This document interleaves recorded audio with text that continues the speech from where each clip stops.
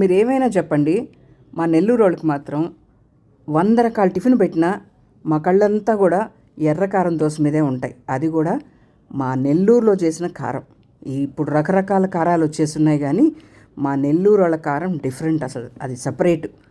దోస పోసి దోరగా కాగిన తర్వాత దాని మీద ఎర్రకారం పూసేసి బాగా పూసి దాని మీద నెయ్యి వేస్తే అద్భుతం అంటే అద్భుతం. ఇంక ఏ టిఫిన్లు కూడా మాకు నచ్చవు. ఈ దోశ ఎట్టుందా, దాంతోపాటు పులి బంగారాలు కనుక తింటే వావ్, ఇంకొక మాట ఉండదు. అందరు ఇప్పుడు బోండాలు బోండాలు బోండాలు అంటున్నారు కానీ బోండాలకి పులి బంగారాలకి చాలా తేడా ఉంటుంది. మా పులి బంగారాలు కొద్దిగా పులిసి ఎర్ర కారంలో నెయ్యి వేసుకొని అద్దుకొని తింటుంటే ఆ మజానే వేరు. ఈసారి మీరు నెల్లూరుకి వస్తే ఈ రెండింటిని తప్పకుండా ట్రై చేయండి. పులి బంగారాల కోసం అయితే మాత్రం సెట్టిగుంట రోడ్డుకి వెళ్ళండి. నాకు తెలిసి ఇప్పటికీ అదే ఓల్డ్ ఫ్లేవర్లో పులి బంగారాలు ఉంటాయి.